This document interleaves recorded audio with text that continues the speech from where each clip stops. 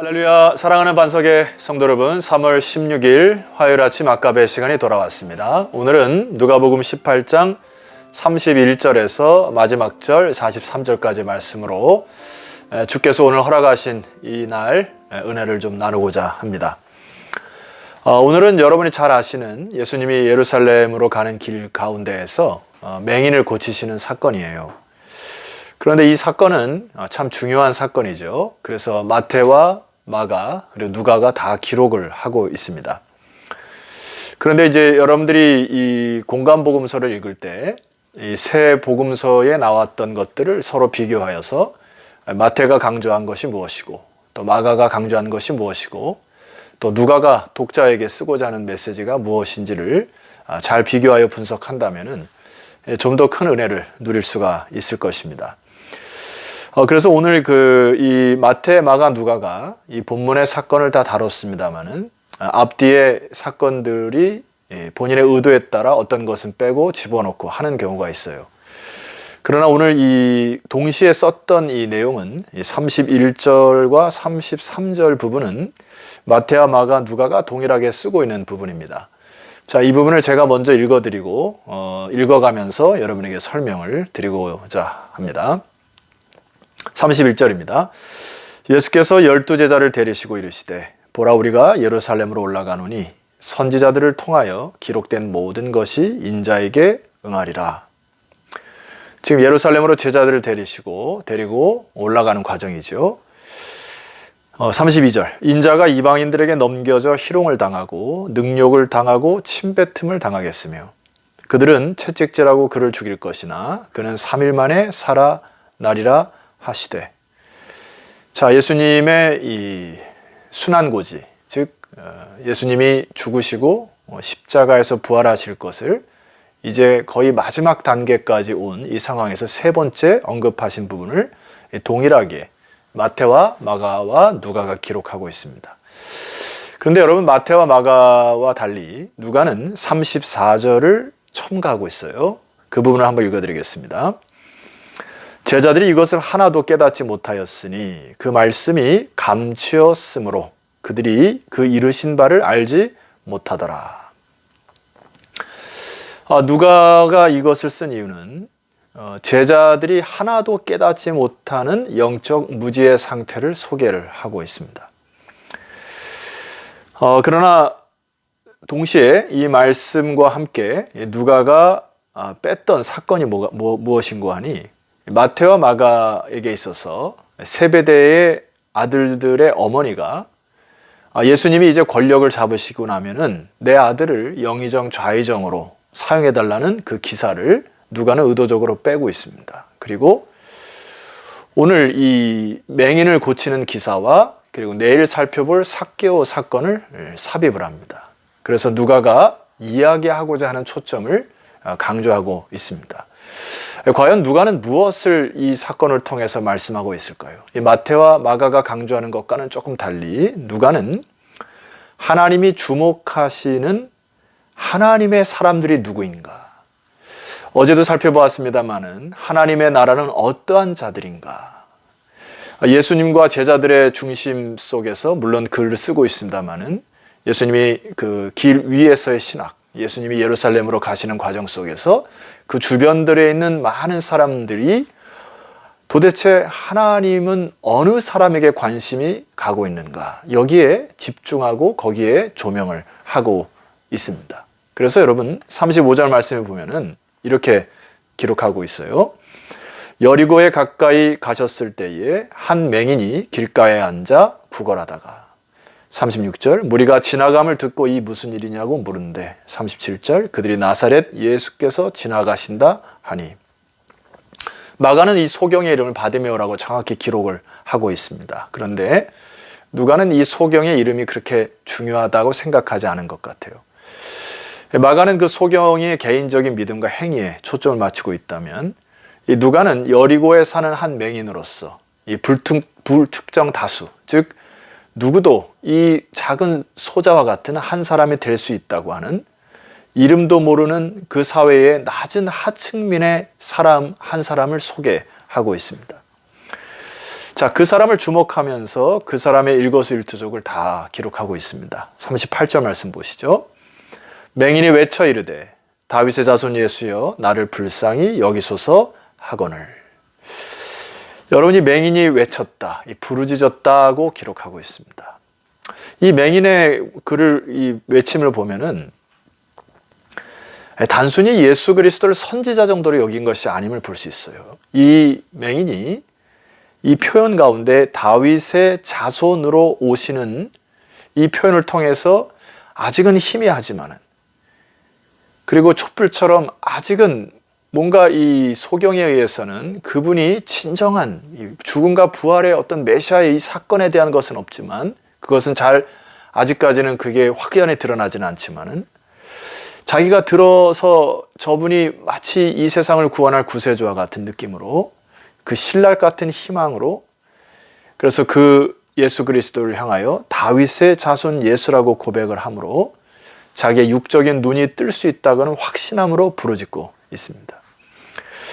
누가는 여기에 집중을 하고 있다고 보여집니다. 예수님을 따라다니던 많은 무리들이 있었고요. 오늘 여기 제자들도 아직까지는 예수 그리스도가 그들의 정치적인 메시아로, 혁명의 메시아로 보았던 것과는 달리 이 여리고의 한 이름 없는 소경이 갖고 있는 예수 그리스도, 하나님 나라에 대한 열망과 간절함이 우리에게 필요하다고 말씀하고 있습니다.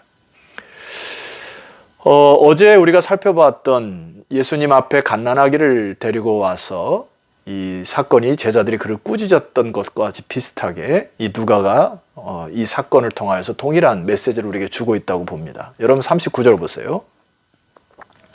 앞서가는 자들이 그를 꾸짖어 잠잠하라 하되 그가 더욱 크게 소리질러 다윗의 자손이여 나를 불쌍히 여기소서 하는지라. 여기 앞서가는 자들, 예수님을 자기는 믿고 따른다고 했던 사람들이 동일하게 어제와 같이 그들이 생각한 하찮은 하층민의 사람을 꾸짖고 있습니다.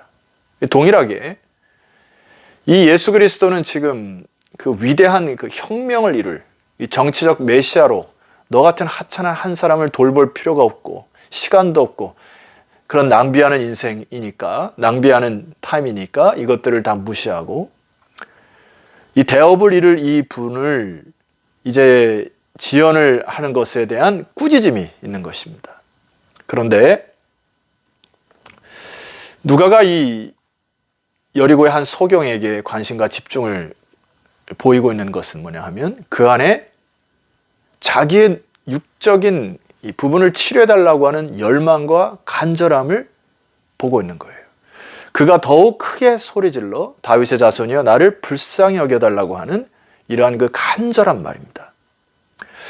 누가는 오늘 우리에게 이 맹인이, 앞 못 보는 맹인이 자기의 육체적 장애를 벗어나서 보기를 원하는 간절함과 열망 그 이상으로 우리의 영적 눈, 우리의 영적인 시야도 빨리 벗어나 띄어져서 하나님의 나라를 사모하고 바라보기를 그 열망이 회복되기를 바라는 메시지로 우리에게 던져주고 있습니다.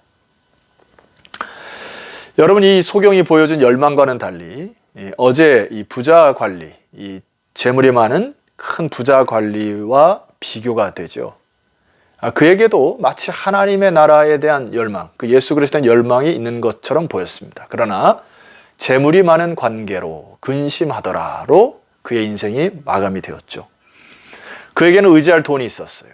그에게는 예수 그리스도가 주시는 복이나 하나님 나라에 대한 별로 더 이상 관심도 없게 됩니다. 오늘 우리에게도 참 조심해야 될 것은 내가 다른 사람보다 더 많은 물질을 얻었거나 혹은 지위를 얻었거나 명예를 얻었거나 뭔가 다른 비교할 만한 우위에 점하여 있을 때 너무 쉽게 우리는 영적인 축복을 관심도 없이 살아가는 이 부분을 여러분 조심하셔야 합니다.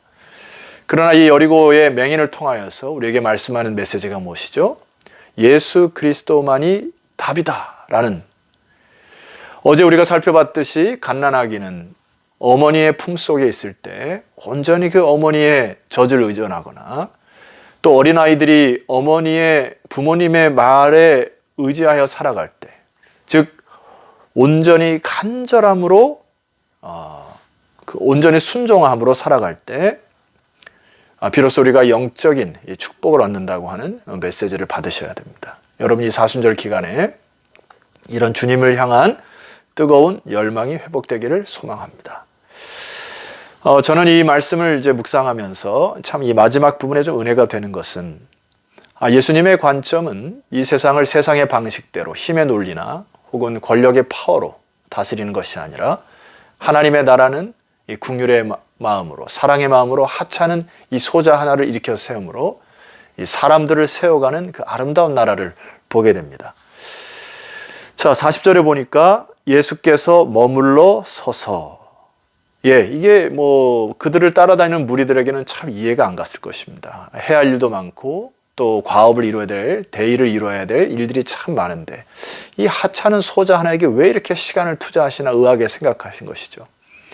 그러나 주님은 오늘 저와 여러분들의 부르짖음과 간구 소리를 들으시고 머물러 서시는 분이심을 믿으시기를 소망해요. 저는 이것도 오늘 우리에게 동일한 메시지라고 봅니다. 그래서 주님이 이렇게 얘기하세요. 명하여 데려오라 하셨더니 그가 가까이 오매 물어 이르시되 내게 무엇을 하여 주기를 원하느냐. 주님 오늘도 우리에게 질문하십니다. 우리에게 무엇을 하여 주기를 원하느냐. 이 소경의 대답이 주여 내가 보기를 원하나이다. 여러분, 육적인 눈의 보임으로 살아가는 우리들이 이제는 우리의 눈을 떠서 하나님의 나라, 보이지 않는 주님의 영적 세계 원리를 보게 해달라는 이 간절한 기도가 회복되기를 소망합니다. 주님께서 이렇게 결론을 맺으세요. 누가를 통하여 예수께서 그에게 이르시되 보라 내 믿음이 너를 구원하였느니라 하시매 43절 곧 보게 되어 하나님께 영광을 돌리며 예수를 따르니 백성이 다 이를 보고 하나님을 찬양하니라. 여러분, 주님과의 관계에서 믿음이 필요하다는 이야기입니다. 육신의 질병뿐만 아니라 우리의 영혼의 질병도, 우리의 영혼의 눈의 어둠도 주님에 대한 신뢰의 관계로 나갈 때 주님께서 그것을 회복하실 것이라는 믿음이 필요한 것이고, 이제 우리의 인생의 마지막 결국은 이 43절에 보게 되면 이 여리고 지방의 한 맹인도 어둠의 깊은 골짜기에 그리고 육신의 질병 속에 갇혀 있었지만은 그가 눈이 밝아짐과 동시에 결과적으로 그의 인생이 하나님께 영광을 돌리고 예수를 따르고 그를 통하여 백성들이 하나님을 찬양하는, 여러분 이런 그 하나님의 사람으로 소망의 사람으로 변하는 것이 누가의 마지막 우리들에게 주고자 하는 메시지라고 저는 봅니다. 하나님이 주목하는 것은 인간이 가진 어떤 실력이나 인간이 가졌던 어떤 지위나 혹은 인간이 많이 쌓았던 과업이나 성과가 아니라 하나님의 나라에 대한 열망 그리고 간절함을 통하여 주와의 신뢰관계를 통하여 주님께서 터치하심의 그 은총을 경험하는 자들이 이제 그의 마지막 인생까지 찬양으로 영광 돌리고 하나님 앞에서 그 참된 믿음의 삶으로 살아가는 이러한 주님의 백성들을 주님께서 주의 날개 아래로 품어 모으시는 이런 놀라운 역사에 여러분이 주인공이 되시기를 주의 이름으로 축원합니다. 기도드리겠습니다. 하나님 아버지 감사합니다. 오늘 이 여리고에 사는 한 맹인을 치료하시고 고치심을 통하여 우리들에게 하나님의 나라와 열망과 간절함을 다시 불러일으켜 주시니 감사합니다. 우리가 비록 육신에 눈은 떠 있을지라도 하나님 보이지 않는 하나님의 나라, 하나님의 통치를 발견하는 영적인 눈이 띄어지는 이 하루 또 이 사순절 기간이 되게 하여 주옵소서. 예수 그리스도 이름으로 기도드렸사옵나이다. 아멘. 성도 여러분, 내일은 누가복음 19장의 말씀으로 여러분을 찾아뵙도록 하겠습니다. 내일 뵙겠습니다.